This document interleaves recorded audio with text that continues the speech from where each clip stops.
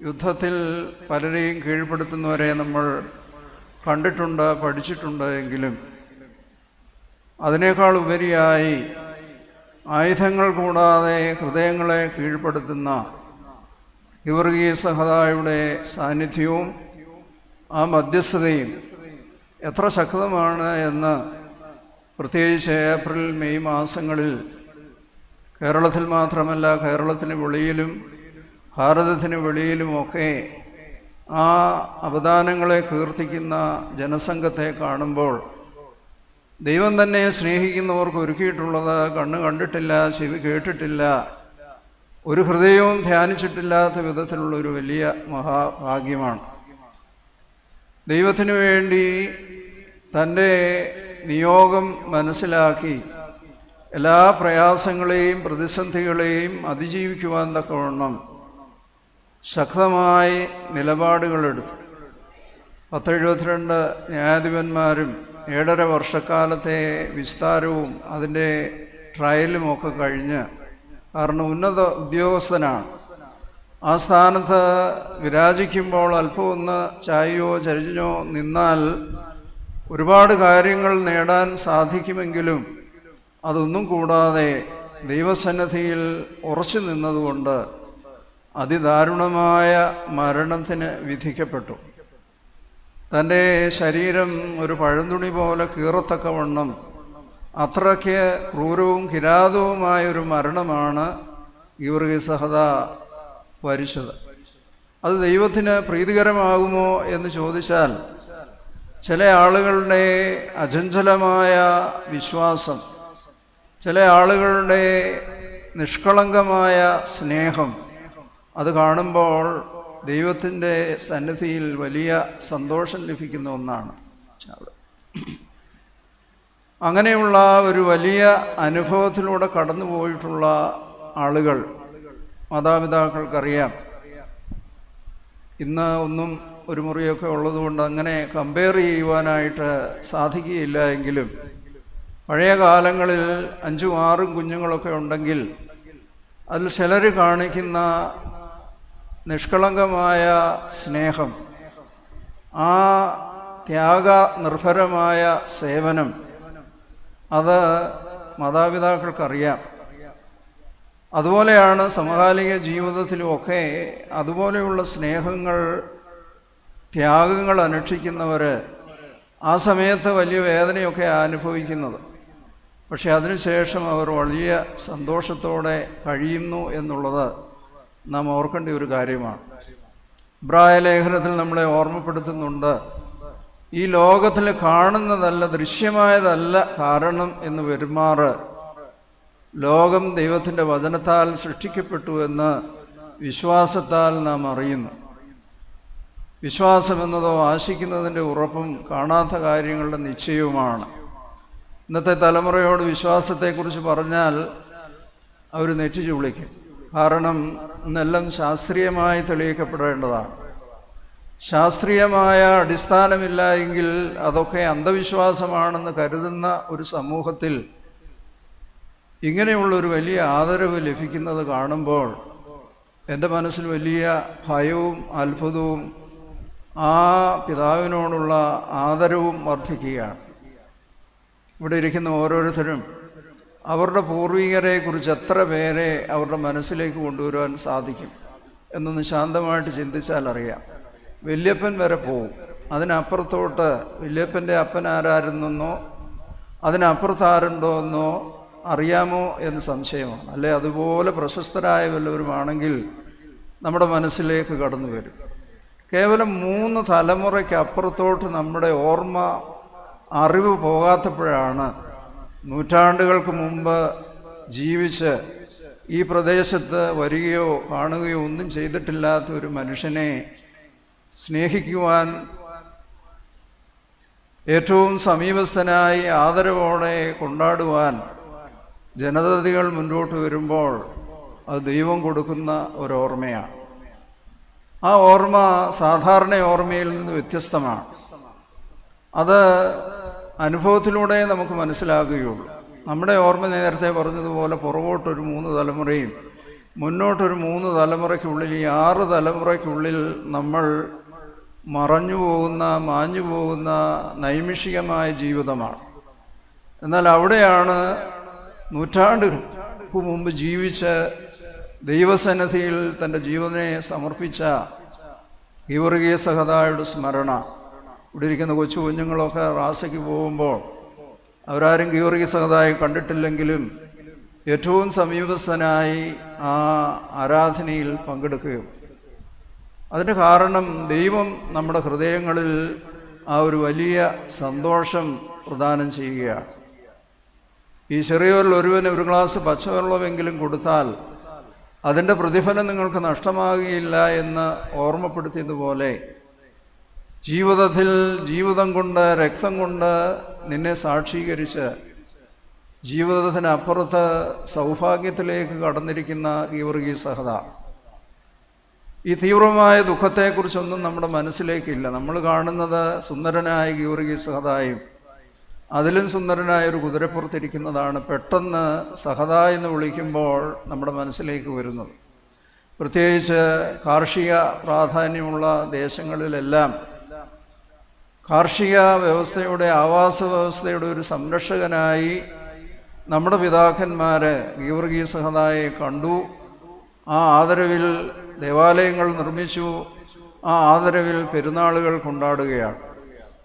അതുകൊണ്ട് ആ വിശ്വാസം നമ്മുടെ ഹൃദയങ്ങളിൽ രൂഢമൂലമായിക്കൊണ്ടിരിക്കുന്നു. ആ വിശ്വാസം ബുദ്ധിപരമായി വ്യവച്ഛേദനം ചെയ്ത് നിർവചിക്കുവാനായിട്ട് സാധിക്കുകയില്ല. പഴയ കാലങ്ങളിൽ വീടുകളിൽ ചാഴിയോ മറ്റെന്തെങ്കിലും ക്ഷുദ്രജീവികളുടെയൊക്കെ ഉപദ്രവം ഉണ്ടാകുമ്പോൾ അമ്മമാർ ദേവാലയത്തിൽ വിളക്കിൽ എണ്ണ ഒഴിച്ച് പ്രാർത്ഥിക്കും. അത് അമ്മയിൽ നിന്നും പൂർവികരിൽ നിന്നുമൊക്കെ പഠിച്ചിട്ടുള്ളതാണ്. അങ്ങനെ ചെയ്താൽ അതിനുള്ള ഫലം ലഭിക്കുമെന്നും അവർക്കറിയാം. എന്നാൽ ഇന്നത്തെ തലമുറയോട് പറഞ്ഞാൽ അവർ പറയും DDT വാരിയിട്ടാൽ മതി എന്ന് പറയും. DDT നമ്മുടെ മൂക്കിലും നാക്കിലും എല്ലാം കയറും. പക്ഷെ ആ ഒരു വിശ്വാസം കേവലം ഒരു വിശ്വാസം മാത്രമല്ല, അതിന് വലിയൊരു ഫലമുണ്ട് എന്ന് അനുഭവത്തിലൂടെ നമ്മുടെ പൂർവികർ മനസ്സിലാക്കിയിട്ടുള്ളൊരു യാഥാർത്ഥ്യമാണ്. ഇന്ന് വായിച്ചു കേട്ട വേദഭാഗത്ത് നമ്മൾ ഓർമ്മപ്പെടുത്തുന്നുണ്ട്, നിങ്ങളുടെ തലമുടി നാര് പോലും എണ്ണപ്പെട്ടിരിക്കുന്നു. ഇന്ന് ബയോളജി കൂടുതൽ പഠിക്കുമ്പോൾ മനുഷ്യനെ അത്ഭുതപ്പെടുത്തിക്കൊണ്ടാണ് മനുഷ്യ ജീവിതത്തിൻ്റെ വ്യതിരിക്തത മനസ്സിലാക്കുന്നത്. നമ്മുടെ കയ്യിലെ വരകളായാലും ഇവിടെ ഇരിക്കുന്ന 500 പേരുണ്ടെങ്കിൽ 500 പേരുടെ തലമുടിയും വ്യത്യസ്തമാണ്. അത് എത്ര വർഷം കഴിഞ്ഞാലും ആ ആളിൻ്റെ DNA കണ്ടുപിടിക്കുവാനും ആ ആളിൻ്റെ പ്രകൃതം എന്താണെന്ന് മനസ്സിലാക്കുവാനും സാധിക്കുന്ന എല്ലാ അനുഭവങ്ങളും ഉള്ളതാണ്.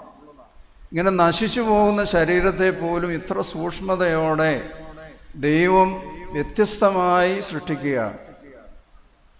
750-800 കോടി ജനങ്ങളുള്ള ഈ ഭൂലോകത്ത് നമ്മളെപ്പോലൊരു സൃഷ്ടിയെ ദൈവം ഇതിനു മുമ്പും ഇതിന് ശേഷവും ഉണ്ടാക്കുകയില്ല.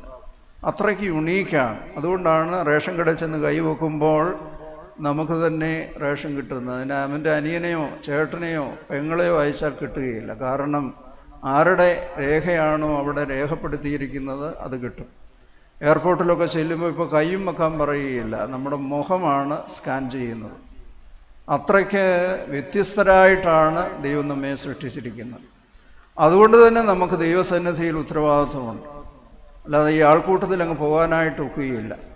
നമ്മുടെ ഹൃദയവിചാരങ്ങൾ പോലും ദൈവസന്നിധിയിൽ തൂക്കി നോക്കുന്നു.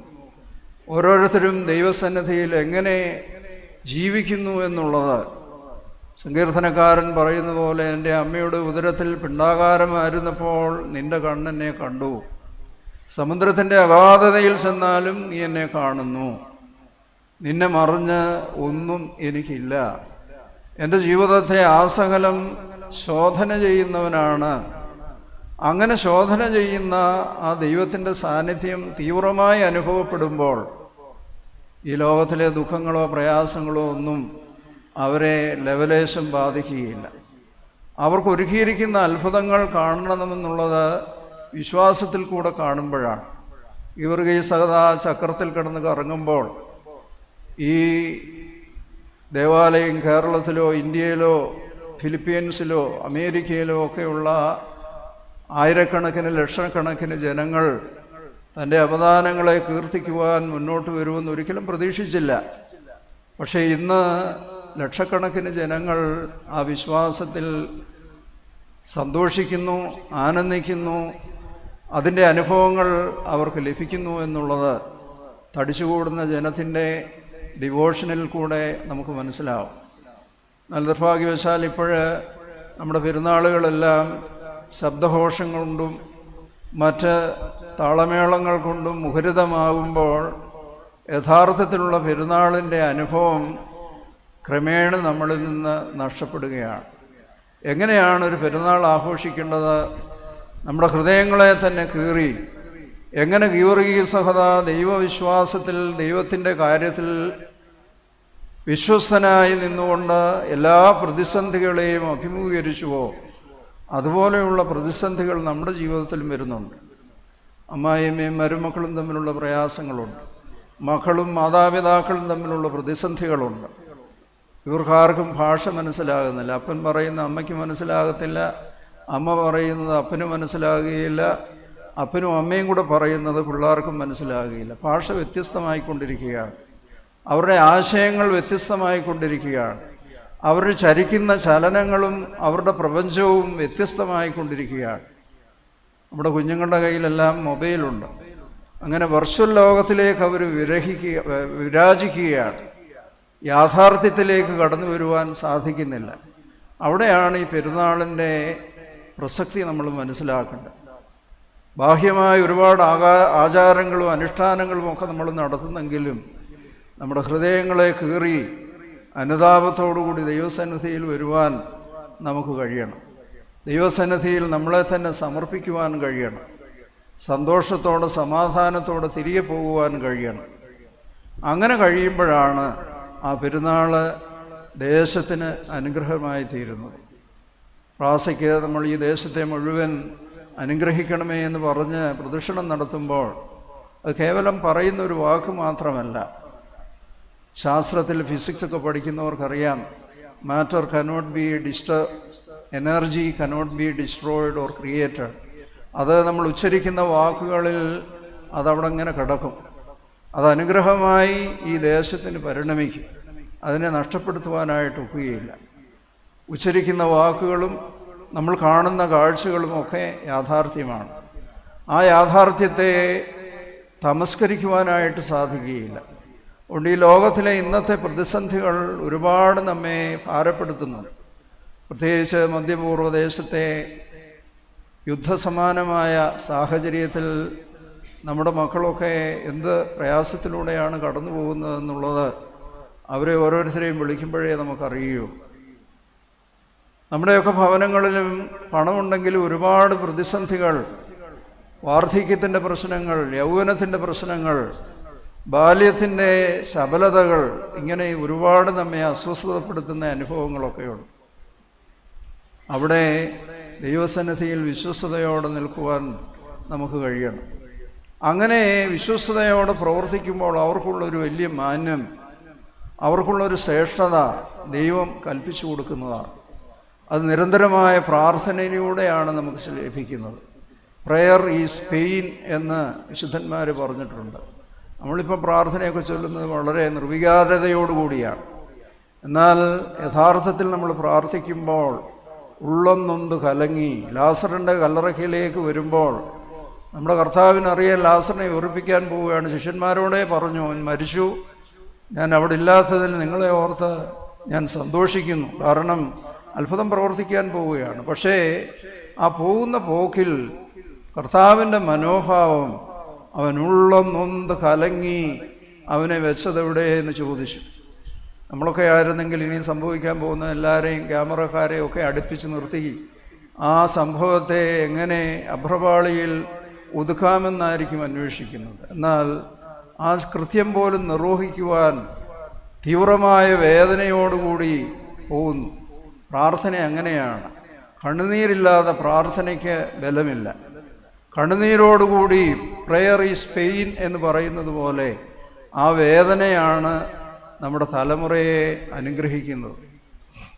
ഞാൻ നേരത്തെ സൂചിപ്പിച്ചതുപോലെ ദൈവം നമ്മളെല്ലാം വ്യത്യസ്തരായിട്ട് സൃഷ്ടിക്കുന്നെങ്കിലും ഈ തലമുറയിലൂടെ, നമ്മുടെ തലമുറയിലൂടെ മാതാപിതാക്കളുടെ പൂർവ്വതലമുറയുടെ അനുഗ്രഹങ്ങൾ ഇങ്ങനെ ഒഴുകിപ്പോവുകയാണ്.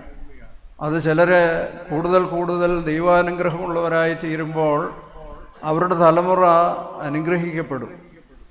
പ്രത്യക്ഷത്തിൽ അത് പ്രയാസമുള്ളതായി തീരുന്നുവെങ്കിലും നമ്മുടെ കർത്താവിൻ്റെ ക്രൂശാരോഹണ സമയത്ത് കർത്താവിനെ കുരിശിക്കുവാനായിട്ട് കൊണ്ടുപോകുമ്പോൾ കുറേനക്കാരനായ ശീമോൻ വയലിലെ ജോലിയൊക്കെ കഴിഞ്ഞ് ക്ഷീണിതനായിട്ട് വരികയാണ്. ഏറ്റവും അപമാനകരമായ ഒരു കാര്യമാണ് കൊല്ലാൻ പോകുന്ന ഒരാളെ സഹായിക്കുക എന്നുള്ളത്. അതിന് വേണേ ഓടിപ്പോകാമായിരുന്നു. പക്ഷേ അവിടെ നിന്ന് ആ കുരിശ് താങ്ങിയപ്പോൾ പ്രത്യക്ഷത്തിൽ വലിയ ദുഃഖമൊക്കെ തോന്നിക്കാണാം. എന്നാൽ അതിന് ശേഷമുള്ളൊരു വലിയ ഭാഗ്യം അപ്പോസ്തല പ്രവൃത്തികളിൽ പിന്നെ മക്കളുടെ പേരിലാണ് അറിയപ്പെടുന്നത്. റൂഫോസിൻ്റെയും അലക്സാണ്ടറിൻ്റെയും പിതാവെന്നാണ്. തലമുറ എല്ലാം അനുഗ്രഹിക്കപ്പെട്ടു.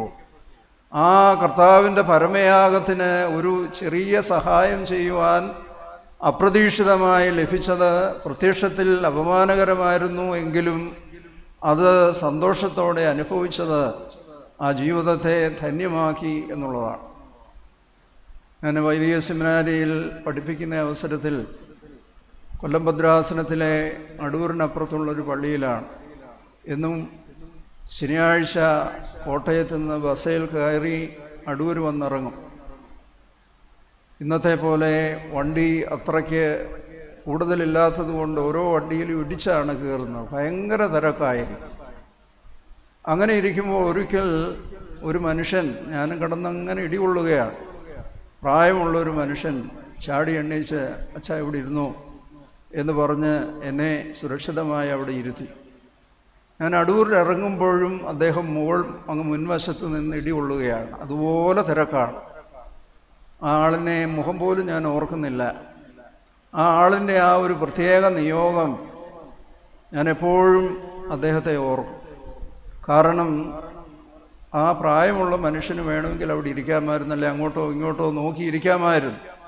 പക്ഷേ അതിന് അദ്ദേഹത്തിൻ്റെ കുടുംബത്തിൽ ആരെങ്കിലും വൈദികരുണ്ടോ എന്നറിയാൻ പാടില്ല, ഒരു കാര്യവും എനിക്കറിയാൻ പാടില്ല. പക്ഷേ ആ ഒരു ഛായ എൻ്റെ മനസ്സിൽ എപ്പോഴുമുണ്ട്. അത്രയും തീവ്രമായ തിരക്കിൽ ഒരാളെ സുരക്ഷിതമായി ഇരുത്തി ആ വേദനയെല്ലാം കൊള്ളുവാൻ, ഇടിയെല്ലാം കൊള്ളുവാൻ പ്രായമുള്ള മനുഷ്യനെ പ്രേരിപ്പിച്ചതെന്താണ്? പ്രാർത്ഥിക്കാൻ നിൽക്കുമ്പോഴൊക്കെ ആ മനുഷ്യൻ്റെ ഓർമ്മ എൻ്റെ മനസ്സിൽ വരും. അറിയാതെ ചെയ്യുന്ന ഒരു പ്രത്യേക കാര്യം ആ തലമുറയ്ക്ക് അനുഗ്രഹമായിട്ട് മാറുന്നത് അതുപോലെയാണ്. നമ്മുടെ അനുദിന ജീവിതത്തിൽ ഇതുപോലെയൊക്കെയുള്ള ഒരുപാട് രംഗങ്ങളൊക്കെ കടന്നു വരാറുണ്ട്. അറിയാതെ നമ്മൾ ചെയ്യുന്ന ചില ത്യാഗങ്ങൾ അത് പിൻതലമുറയാണ് അതിൻ്റെ ഫലം അനുഭവിക്കുന്നത്.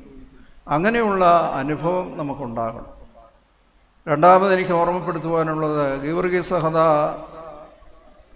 പരിസ്ഥിതിയുടെ ഒരു സംരക്ഷകനായിട്ടാണ് കരുതുന്നത്. ഇന്ന് നമുക്കറിയാം എല്ലാം ചൂടായിക്കൊണ്ടിരിക്കുകയാണ്. ഫോൺ ചൂടാകുന്നു, ഫ്രിഡ്ജ് ചൂടാകുന്നു, വാഷിംഗ് മെഷീൻ ചൂടാകുന്നു, അപ്പൻ ചൂടാകുന്നു, അമ്മ ചൂടാകുന്നു, പിള്ളേർ ചൂടാകുന്നു, എല്ലായിടത്തും ചൂടാണ്. എന്തോ ഒരു ചൂടാണ്. ആരും പറഞ്ഞാൽ കേൾക്കുകയില്ല. അങ്ങനെയുള്ള സന്ദർഭങ്ങളിൽ തണുപ്പിക്കുവാൻ, കുളിർമ പകരുവാൻ നമ്മുടെ സംഭാഷണത്തിന് സാധിക്കണം. ഈ പ്രകൃതിയെ കാര്യമായി പരിഗണിക്കുവാൻ നമുക്ക് കഴിയണം. മരമെല്ലാം വെട്ടി ടൈൽസൊക്കെ ഇട്ട് എല്ലാ മുറിയിലും 1-2 AC ഫിറ്റ് ചെയ്താൽ സുഖമായി ജീവിക്കാമെന്നാണ് നമ്മുടെയൊക്കെ കരുതൽ. എന്നാൽ ഈ AC നിന്ന് പോകുന്ന നൈട്രജനും ഒക്കെ ഈ അന്തരീക്ഷത്തെ വീണ്ടും കൂടുതൽ മലീമസവും കൂടുതൽ ചൂടുള്ളതാക്കി തീർക്കുന്നു എന്നുള്ളത് ഒരുപാട് കഴിഞ്ഞേ നമ്മൾ മനസ്സിലാക്കുകയുള്ളൂ. അതിൽ നിന്ന് വരുന്ന ഗ്യാസ് നമ്മുടെ ശുദ്ധവായുവിനെ എത്രമാത്രം പൊള്യൂട്ട് ചെയ്യുന്നൊന്നും അറിയാൻ പാടില്ല. അതൊക്കെ ഇനിയും കണ്ടുപിടിക്കേണ്ടിയിരിക്കും. എന്നാൽ പ്രകൃതിയോട് ചേർന്ന് താതാത്മ്യം പ്രാപിച്ച് ഒരു മരമെങ്കിലും ജീവിതത്തിൽ വെക്കുവാൻ സാധിക്കുക, അതിന് വളർന്നു വരുന്നത് കാണുമ്പോൾ അതിലുള്ളൊരു സന്തോഷം. ഒരു ചെറിയ മൃഗം, ഒരു ആടിനെയോ ഒരു പട്ടിയോ ഒരു പൂച്ചയോ വളർത്തുമ്പോൾ അതിൽ കിട്ടുന്ന ഒരു സ്നേഹം നമ്മുടെ കുഞ്ഞുങ്ങൾക്ക് അങ്ങനത്തെ സ്നേഹമൊന്നും ലഭിക്കുന്നില്ല. അവർക്കാകെയുള്ളത് മൊബൈലാണ്. അതിലിങ്ങനെ മാന്തി ജീവിതം മുഴുവനും അതിൽ ജീവിതം പരിണമിച്ച് ആരംഭിച്ച് അവസാനിച്ചു പോവുകയാണ്. എന്നാൽ ഒരു നിഷ്കളങ്കമായ ഒരു ജീവി, പൂച്ചയായാലും പട്ടിയായാലും വീട്ടിൽ വളർത്തുന്ന മൃഗങ്ങൾ കാണിക്കുന്ന നിഷ്കളങ്കമായ സ്നേഹം മനുഷ്യനിൽ മനുഷ്യത്വം വളർത്തും. പ്രകൃതിയിൽ കാണുന്ന ആ വലിയ ഭംഗി ഒരുപാട് സ്ഥലമൊന്നും കാണുകയില്ല. പക്ഷേ അതിനെ പരിപോഷിപ്പിക്കുവാൻ തക്കവണ്ണം നമ്മുടെ അധ്വാനം, ഈ കുഞ്ഞുങ്ങളെയൊക്കെ പഠിപ്പിക്കണം, ഒരു മരം വെക്കണം, ഒരു ചെടി വെക്കണം, അതിൽ നിന്ന് കായെടുക്കുമ്പോൾ അവർക്ക് സന്തോഷം തോന്നും. ഈ മൊബൈൽ മാത്രം ആശ്രയിച്ച് ജീവിക്കുന്ന, പഠനം മാത്രമാണ് ജീവിതത്തിൻ്റെ പരമമായ ലക്ഷ്യം എന്ന് കരുതുന്ന നമ്മുടെ തലമുറ ഇങ്ങനെയുള്ള നിഷ്കളങ്കമായ സ്നേഹം, അത് ഭൂമിയിൽ നിന്ന് വളം വലിച്ചെടുത്ത് മുളക്, അതിൻ്റെ ഇരിയുള്ള മുളക് തരും, ഇപ്പുറത്ത് നിൽക്കുന്ന ചാമ്പ മധുരമുള്ള ചാമ്പയ്ക്ക തരും. ഇതെല്ലാം ഈ പ്രകൃതിയിൽ സുലഭമായി ദൈവം സൃഷ്ടിച്ചിട്ടുള്ളതാണ്. നമുക്കറിയാം, പട്ടി ഒരു ഹോസ്പിറ്റലും തുടങ്ങിയിട്ടില്ല. അതിന് അസുഖം വന്നാൽ പ്രകൃതിയിലേക്ക് പോയി അതിന് വേണ്ടതായ ഔഷധമുള്ള ചെടികൾ അത് തന്നെ ഭക്ഷിച്ച് 1-2 ദിവസം ശാന്തമായിട്ടിരിക്കുമ്പോൾ അതിൻ്റെ അസുഖം മാറും. എന്നാൽ മുട്ടിന് ഇന്ന് ആശുപത്രിയാണ്, നമ്മളെല്ലാവരും രോഗികളായിക്കൊണ്ടിരിക്കുകയാണ്. കാരണം ഈ കെമിക്കലിനെ ആശ്രയിച്ചുകൊണ്ടുള്ളൊരു ജീവിതമാണ്. അതുകൊണ്ട് അതില്ലാതെ നമുക്ക് ജീവിക്കാൻ വയ്യാത്തൊരു കാലാവസ്ഥയാണ്. അതുകൊണ്ട് ഗീവർഗീസ് സഹദായുടെ പെരുന്നാൾ സുന്ദരമായ പ്രകൃതിയും പക്ഷിമൃഗാദികളും വൃക്ഷലതാദികളും എല്ലാം ചേർന്ന് സമ്മേളിച്ച് സന്തോഷിക്കുന്ന ഒരു അനുഭവമുണ്ട്. നമ്മുടെ പൂർവികർ അത് അനുഭവിച്ചിരുന്നു. ഒരു ചക്കയിട്ടാൽ അയലത്തുകാർക്കൊക്കെ കൊണ്ട് കൊടുക്കുമായിരുന്നു. ഇന്ന് അത് കടന്ന് അളിഞ്ഞു പോയാലും ഒരു മനുഷ്യർക്കും കൊടുക്കുകയില്ല, കൊടുത്താലിട്ടാൽ ഒരു മനുഷ്യനിട്ട് വാങ്ങുകയുമില്ല. കാരണം അങ്ങനെയുള്ള ബന്ധങ്ങളെല്ലാം നശിച്ചുകൊണ്ടിരിക്കുന്ന കാലഘട്ടത്തിൽ പ്രകൃതിയിലേക്ക് തിരിച്ചു പോകുവാൻ എൻ്റെ മുമ്പിലിരിക്കുന്ന കൊച്ചു സഹോദരങ്ങൾ അവർ ഗൗരവമായി അതെടുക്കണം. മണ്ണുമായിട്ട് ബന്ധമുണ്ടാകണം. ഇന്ന് മണ്ണുമായിട്ട് യാതൊരു ബന്ധവുമില്ലാതെ ജനിക്കുമ്പോൾ തന്നെ ഷൂ ഇട്ട് കൊടുക്കും, ചെരുപ്പിട്ട് കൊടുക്കും. അവസാനം ശവടക്കിൻ്റെ സമയത്ത് കിട്ടുന്നൊരു ശകലം മണ്ണാണ്. കാരണം ശവക്കോട്ടയിൽ ചെന്നാലും അത് കെട്ടിടം പോലുണ്ടാക്കി വെച്ചിരിക്കുകയാണ്. മണ്ണുമായിട്ട് ബന്ധമില്ലാതെ മണ്ണിൽ നിന്ന് നമ്മൾ അകന്നുപോയി. അതുകൊണ്ട് ജീവിക്കുമ്പോൾ എത്രത്തോളം മണ്ണുമായിട്ട് ബന്ധപ്പെടുന്നുണ്ടോ അത്രത്തോളം മണ്ണ് നമ്മളെ സ്നേഹിക്കും, പ്രകൃതി നമ്മളെ സ്നേഹിക്കും. ഗീവർഗീസ് സഹദാ പ്രകൃതിയുടെ ഒരു സംരക്ഷകനായി നമുക്ക് ചുറ്റും നമ്മളോട് ചേർന്ന് പ്രവർത്തിക്കും. അതുകൊണ്ട് വരുന്ന തലമുറ ത്യാഗമനുഷ്ഠിക്കുവാൻ സഹനമുള്ളവരായി പ്രകൃതിയെ ഗൗരവമായി ഗണിക്കുന്നവരായി തീരുവാൻ കഴിയണം. മനുഷ്യരുടെ മുമ്പാകെ എന്നെ ഏറ്റുപറയുന്നവനെ ദൈവത്തിൻ്റെ മുമ്പാകെ ഞാനും ഏറ്റുപറയും. മനുഷ്യരുടെ മുമ്പാകെ എന്നെ തള്ളിപ്പറയുന്നവനെ അവിടെ ഞാനും തള്ളിപ്പറയും. അതുകൊണ്ട് ദൈവത്തിൻ്റെ മുമ്പാകെ നീതീകരണം പ്രാപിച്ച ഗീവർഗീസ് സഹദായെ പോലെ ഈ പെരുന്നാളിൽ സംബന്ധിക്കുമ്പോൾ ദൈവമേ, അല്പമെങ്കിലും നിന്നോടുള്ള സ്നേഹത്തിൽ മറ്റെല്ലാം തന്നെയും മാറ്റിവെച്ച് ആഴമായ സ്നേഹത്തിൽ എൻ്റെ സംസാരത്തിൽ, എൻ്റെ പ്രകൃതത്തിൽ, എൻ്റെ ഭക്ഷണ രീതിയിൽ, എൻ്റെ വസ്ത്രധാരണത്തിൽ, എൻ്റെ ധനസമ്പാദനത്തിൽ ആ ദൈവത്തോടുള്ള സ്നേഹം മുന്നിൽ നിർത്തി പ്രവർത്തിക്കുവാൻ സാധിക്കുമ്പോഴാണ് ഈ പെരുന്നാൾ ധന്യമായി തീരുന്നത്. ഈ ദേശത്തിന് മുഴുവൻ അനുഗ്രഹമായി തീരുവാൻ ഈ പെരുന്നാൾ, നമ്മുടെ അധ്വാനങ്ങൾ, ഒരുപാട് നാളത്തെ പരിശ്രമങ്ങളാണ്, അതെല്ലാം ഫലവത്തായി തീരട്ടെ എന്ന് പ്രാർത്ഥിക്കുന്നു.